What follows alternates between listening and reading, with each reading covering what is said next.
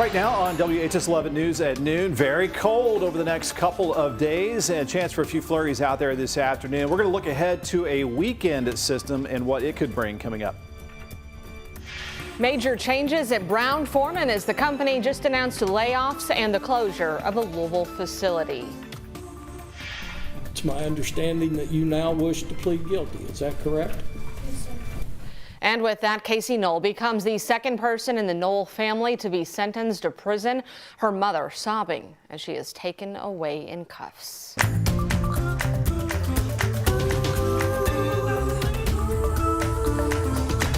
A lot of news to get to on this Tuesday here at noon. I'm Brooke Hatch, joined by Chief Meteorologist Ben Pine, talking about the next couple of days and the chance for more flurries. Yeah, more polar air as well. That's kind of the main impact. A couple flurries might be flying around out there as a secondary cold front moves through. We had a little cold front yesterday morning, another one this afternoon, just reinforcing this Arctic air in place. So we're looking at some single-digit low temperatures later on tonight. Right now, it's not just the cold, it is the wind out there that's gusting up to 20 miles per hour. So it puts our wind chill at 20 as we look live at some sunshine right now, but clouds will be increasing through this afternoon as that cold front moves in. This live view provided by our Hughes and Coleman cam, part of our U of L Health Camera Network. So our temperatures here are in the, these are the actual feels like temperatures with the wind 17, it feels like in LaGrange, 18 in Seymour, a couple of those colder spots. Hodgenville checking in right at 20, and we're not alone. It gets a little worse as you look to the north. 0 right now is what it feels like in Peoria, Illinois. 6 below in Chicago, and so we've got some of that colder air dropping down over us. You can see some of that light snow flying up towards Indianapolis. Looks like the trend, though, any dusting would be up towards Cincinnati, but we might get just a couple of these flurries as the air is just a little bit too dry to produce a whole lot here through this afternoon. There you see the bulk of it staying up to the northeast. Again, the main impact, some cold winds out there as our high temperatures are just above freezing for this afternoon. And then down to the single digits and teens for the overnight and tomorrow morning. And just cold sunshine across the area tomorrow as we stay well below freezing with our highs only in the mid-20s. So over the next 12 hours, we're looking at temperatures topping out just above freezing and then dropping into the teens a little bit later on tonight. Now this weekend, we'll have a little bit of a thaw, some rain on the way for Saturday. Maybe a little snow mixing in with that system. A lot more details coming up in our Weather Impact Team forecast. Ben, thank you. Brown-Forman just announced massive changes, which include layoffs and the closing of a Louisville business. This as it celebrates 155 years. Brown-Forman is reducing its workforce by about 12% of its 5,400 employees worldwide. That's around 648 people. The company is also closing its Louisville-based barrel-making operation, Brown-Forman Cooperage. What will happen by April 25th, and that closing will impact around 210 hourly and salaried employees there, as it is part of the overall workforce reduction plan. Moving forward, Brown-Forman says it plans to source barrels from an external supplier, which should save the company around $70 to $80 million in annual cost savings, a portion of which is expected to be reinvested to accelerate the company's growth. We reached out to the Kentucky Distillers Association and sent us a statement saying in part the Kentucky Distillers Association does not comment on issues involving member distilleries, but they did add last month the KDA called attention to the triple threat of back-breaking tariffs, snowballing taxes, and shifts in consumer trends. The daughter of former Clark County Sheriff Jamie Null is now facing jail time of her own. Casey Null pleaded guilty to theft and tax evasion yesterday and received a 60-month prison sentence, though she won't have to serve it all behind bars. Our Travis Breeze explains. Mr. Null, at his sentencing, indicated that it was all his fault. He got everybody into this mess, and now your client wants to plead guilty. Casey Null trying to take responsibility for swiping a New Chapel EMS credit card for years, buying things like tanning sessions, cosmetics, clothing, even Netflix subscriptions. She pleaded guilty to making a false tax return, but in Jamie Null's sentencing, he said he filed everyone's taxes. So Judge Medlock wanted to know, what's changed? How did she know they were false? Casey's attorney provided this response after court. It's quite common for a defense attorney to look at a case and speak with a client and say, I see these defenses, and those may be very viable defenses.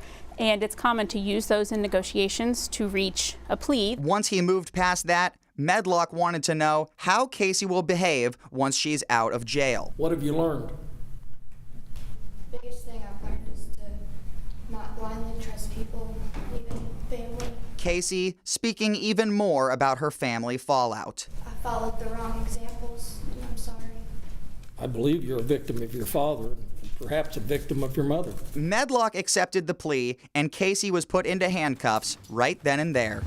She'll serve at least 4.5 months and then may be released for nearly 5 years on probation.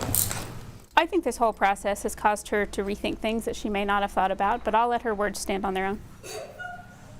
The frivolous spending is over as the punishments begin and the lessons continue. Travis Breeze, WHAS11 on your side. Casey's mother, Misty, who you saw right there, also in court yesterday. Her trial was originally scheduled to begin in February. That's been pushed back, but a new date has not been set.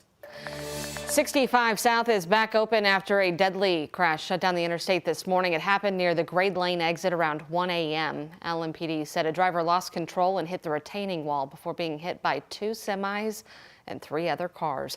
The driver died at the scene. Another person was taken to the hospital with injuries. Meanwhile, Metro Police are investigating an overnight crash involving a stolen car. It happened around 3:30 this morning on I-264 at the Dumenil Street area of West Louisville. Police determined a car driving the wrong way hit another car on the Virginia Avenue off-ramp. Officers were able to speak with the wrong way driver before they fled, and turns out the other driver they hit fled too. And that person was apparently driving a stolen car. So both are missing right now. If you know anything, call 574-LMPD.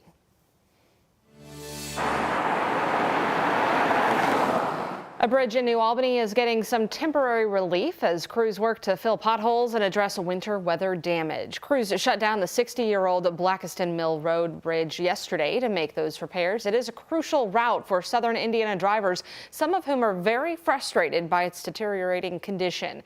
They're calling for the entire bridge to be replaced. We're in the middle of bridge hell.